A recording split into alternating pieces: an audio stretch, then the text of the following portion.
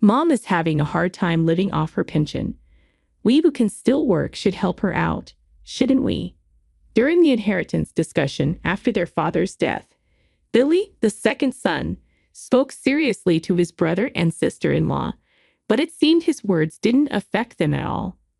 Just because she only has her pension doesn't mean we should give her our money, his brother said. Exactly, or does our mother-in-law plan to take our money? Added the sister-in-law. The oldest son and his wife looked at me with expressions like they had tasted something bitter. It wasn't the look one should give their parents. Stop trying to leech off us. It's a nuisance. The pensioner should keep to herself, except for weddings and funerals. The sister-in-law snapped. Hey, that's enough. Billy scolded them. But I was looking down, clenching my fists. Not only did they wish for my husband's death, but they also complained about the inheritance and called me a parasite. I must have raised him wrong. I couldn't stand it anymore. Told the eldest son and his wife calmly, I understand what you're saying.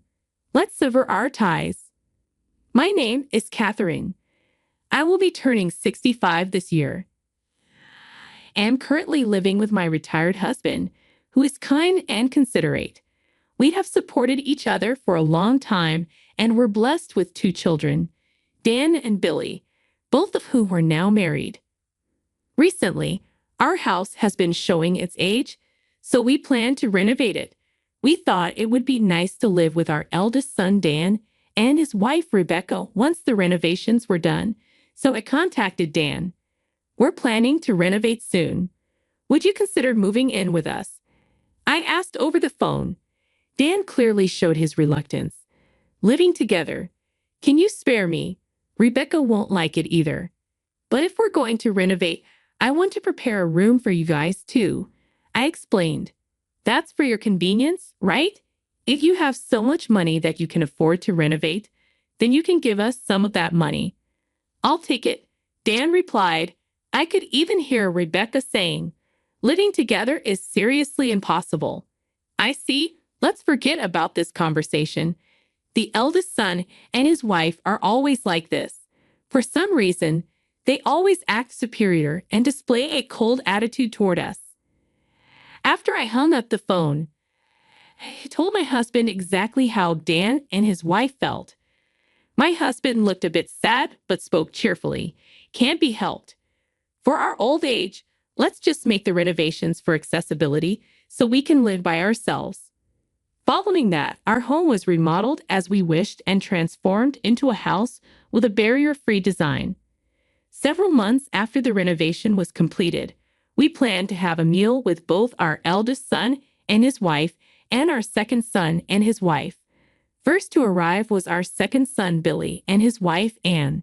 Anne is a thoughtful person. As soon as she handed me a hostess gift, she came to the kitchen to help me. Mother-in-law, you are always so good at cooking. Oh, thank you.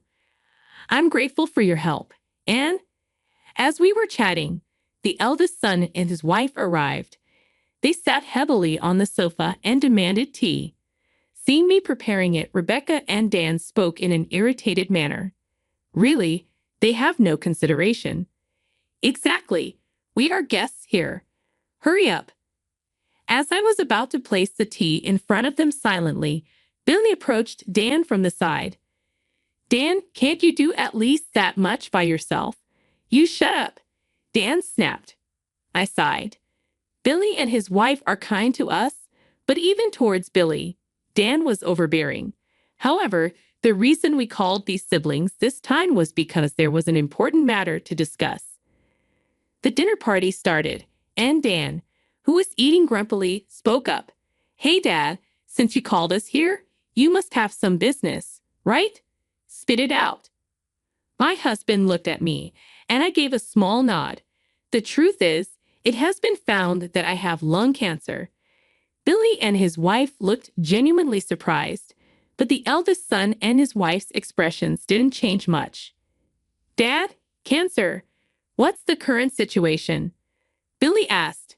I'm going to be hospitalized starting next week, but they told me the cancer has spread all over my body and I've got about 6 months left. That can't be, Billy murmured, clearly upset. Dan muttered, well, that sucks, as if it was someone else's business. Rebecca chimed in, well, you can't beat age, right?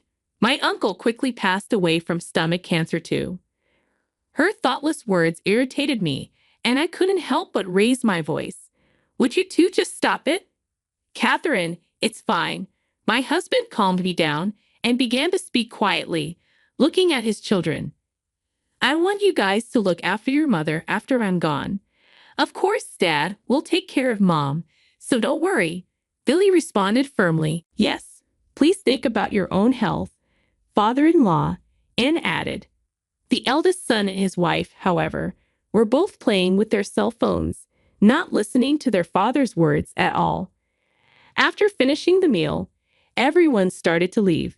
Since the eldest son and his wife left quickly, I went outside to see off the second son and his wife. Mom, I know it's tough, but hang in there. We will also help, of course. Please let us know anything. Thank you, Billy. With such conversation, I saw the second son and his wife off. My husband preferred palliative care over surgery and chemotherapy, so he was admitted to a hospice the following week. I started visiting the hospice almost every day, and Billy and his wife would drive me and help take care of him. However, no matter how much I called, the eldest son and his wife never visited. Then about 5 months later, my husband's condition worsened, and I called the eldest son and his wife, telling them this might be the end. They appeared reluctantly. However, Dan neither held his hand nor said a word to him. Instead, they only stared at my frail husband as if he were some repulsive sight. We've shown our faces. Isn't that enough? We have things to take care of, so we'll be going now. The elder couple left the hospital room abruptly, not even 10 minutes after their arrival. As soon as they left, I noticed Rebecca had forgotten her jacket. I quickly rushed after them. As I approached the staircase leading to the hallway, I saw them slowly descending the stairs, engrossed in their conversation and unaware of my presence. It really seems like Dad's time is coming. Huh? What's going to happen to the inheritance when father-in-law is gone?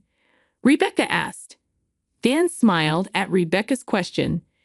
Dad was just a regular employee, but Mom and the rest have been living pretty comfortably lately, haven't they? Maybe they've been playing the stock market or something. We could probably expect a decent inheritance. Ha ha. Oh, I can't wait. I've been wanting to go on an overseas trip. I also want a designer handbag. All we can do now is wait for things to wrap up, Rebecca added. I teared up listening to their conversation. I couldn't possibly tell my husband about this. Unable to confront them, I silently returned to the hospital room. 2 weeks later, my husband passed away. I stayed by his side for a long time, but Billy and his wife were there comforting me. Thanks to their support, I was able to hold it together, and the funeral went smoothly. As soon as the funeral was over and only family remained, Dan, unable to contain his impatience, brought up the topic of Dad's inheritance. What the hell, Dan? We just had the funeral today. Billy immediately reprimanded him, but Dan only glared back. You, the second son, just shut up. Dan snapped. With a sigh, I spoke up. We'll arrange a meeting to discuss the inheritance next week. For today, please just go home. At these words, the elder couple grumbled and then promptly left. The following week, the cheerful elder couple and the serious younger couple arrived at our home for the inheritance meeting. I told the two couples in front of me, first off, I should mention that your father's inheritance amounts to about $30,000. What? Dan looked flabbergasted. I'd like to split this as per legal inheritance shares, with me taking half and each of you getting a quarter. Wait, hold on. Are you sure there's only $30,000? Dan persisted. I handed him a thick envelope. All the documents aren't in here. Please check them. After looking through the documents, Dan and Rebecca's faces contorted in frustration. Damn, Dad was really strapped, huh? So we're only getting $7,500 each. That's too little. If it's this low, give us the house too. At the clearly dissatisfied couple, Billy responded in an angry tone. Our mother is still living in that house. Don't care. It's because you wasted money on renovations that we're left with nothing. Dan retorted, That's right. If the inheritance is this small, give us the house too. I calmly told the irritated couple, This house was painstakingly renovated by your father so we could live here in our old age. I won't just hand it over. I'll keep it as long as I live. What? It's not fair for you to keep everything to yourself. Dan glared at me, his fury palpable. Billy, restrain him, I urged. Billy held Dan back. Your father was worried about me till the end. You might not understand it, Dan, he said softly, looking at me who was still stirred up. Mom, we're going to renounce our inheritance. You should take our part too. Dad would rest easy knowing that. Anne, his wife, nodded beside him. Billy, there's no need to worry, I said. Dan and Rebecca interjected again. If they don't want to give their part to us, we'll gladly take it. That's impossible. Mom's living on her pension. It's tough. We who are working should be supporting her. Billy sincerely scolded his older brother and his wife, but his words didn't seem to affect them at all. Wouldn't you say support? Just because she's only got her pension doesn't mean we can just give our money away. Dan scoffed. Exactly. Or perhaps mother-in-law was planning to siphon off our money from the beginning, Rebecca added. They looked at me with expressions as if they had just chewed on a bitter bug, their eyes not the kind one should direct at a parent. Stop behaving like a parasite. It's a nuisance. Old ladies living on pensions should keep out of everything except for weddings and funerals. Just stay quiet. Hey, stop it now. Billy scolded them, but I had my head down and was clenching my fists. Not only did they wish for my husband's death, but they also complained about the inheritance and even called me a parasite. I wondered where I had gone wrong in raising him. Tears welled up in my eyes with regret, but I couldn't lose my composure here. I gathered my feelings and said very calmly to Dan and Rebecca, I understand what you're saying. Let's sever our ties. When I said that, the older couple looked surprised for a moment, but quickly broke into a smirk. Really? That's the best news I've heard. Does this mean we don't have to deal with the old lady anymore? Lucky. As Dan and Rebecca hurried to leave, they sarcastically called out to Billy and his wife. So there you have it. You guys look after the old lady. Good luck taking care of the parasite. Dan and Rebecca sneered as they stormed out. Billy and his wife rushed over to me. Mom, are you okay? They're just too awful. Billy said, Mother-in-law, we are always by your side. Please don't be upset. Anne added, I was still looking down, but I raised my face and looked straight at the two of them. Billy and Anne, I have something to tell you. A few months later, while I was relaxing at home, Dan and Rebecca appeared with Billy. What's going on? We've severed our ties, haven't we? I asked. Hey, old lady, we need to talk. Dan shouted from the entrance, his face flushed red. Billy spoke with an apologetic tone. Sorry, Mom. They asked about the house, and I couldn't help but tell them. That's fine. For now, everyone, please come in. I let them into the house. The moment they were in the living room, the eldest couple began to raise their voices. What do you mean you're giving the house to Billy? Exactly. You're disregarding us? The eldest couple. What's that all about? Looking at the two of them, I spoke in a calm and composed manner.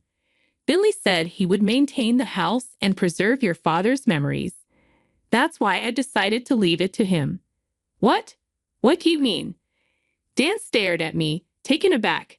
Billy and Anne have been a great support to me. It's only natural. I smiled warmly at the apologetic-looking younger couple. Thank you, Mom. Billy said, "We're not here to hear that. You said you'd take over the house yourself, didn't you?" Dan demanded. After taking a quick glance at Rebecca, who looked like she was about to froth at the mouth, I explained, "I thought I'd hand it over to someone who would respect your father and my wishes. Besides, I've started getting some rental income." "What? What is this?" Dan exclaimed, surprised. "Remember how last year my father, your grandfather, passed away? Billy attended the funeral, but you couldn't because you were out of town. Remember?" That was, Dan stammered. "Your grandfather was a landlord who owned several buildings and apartments. Finally, the inheritance has been settled, and I've started receiving rental income." The eldest couple's faces looked as if they had been hit by a bolt from the blue. We never heard anything about that," Rebecca said. "I never mentioned it," I replied. "Hey, about that rental income, how much are we talking about?" Dan asked, suddenly interested. "It's about $3 million a year, so it's easy for me to give one of the houses to my adorable son and his wife." Dan and Rebecca sprang to their feet energetically. "Wait, hold on a minute. If Billy and his wife get one, then we should. Why should I split my assets with someone who called me a parasite? Wasn't it you who told me to stay away? Well, if you're going to call me a parasite, then please don't leech off me." With sharp words, I cut off Dan and Rebecca as they began to stutter in response. I glared at them both and pointed to the door. "All right, the conversation is over. Please go home now." "Wait, hold on, Mom. Please listen to me." Dan approached me, flustered, and suddenly clung to my arm. I looked at him with a cold gaze. "You have no right to call me Mom. Please, you can't expect to receive any of the house or money. We're struggling," the eldest daughter-in-law pleaded loudly. I looked at them and spoke sharply. "Struggling? What do you mean?" Dan hesitated but started to explain. "We thought we'd get Dad's inheritance and live a bit too luxuriously, and while we kind of got into debt." I forcefully shook off Dan's arm. "I'm disgusted. I didn't think you could be this irresponsible. This is the bed you've made, so you need to lie in it." "And, Mom, that's just too cruel," Rebecca protested. With a final say to the upset faces of the eldest couple, I declared, "From now on, I'll transfer my assets to Billy while I'm still alive. I won't give a penny to you who cut ties with me. Please never bother us again." Billy stood up to the crestfallen eldest couple. "If you understand, then go home quickly. Don't come near Mom or us ever again." Billy showed the deflated couple out the door. He returned to me, rubbing my back as I still breathed heavily. After that, the eldest couple apparently ended up bankrupt after getting into debt, trying to repay their existing debts from their rundown apartment. It was said you could hear Dan and Rebecca arguing night after night. For them who couldn't manage this simple act of cherishing their family, a decent future probably isn't in the cards. As for me, since I passed the house on to Billy, I bought and moved into an apartment nearby that comes with caregiving services. Billy and his wife often come by to visit, and they've recently had an adorable baby. I want to continue building a good relationship with Billy's family and cherish each and every day.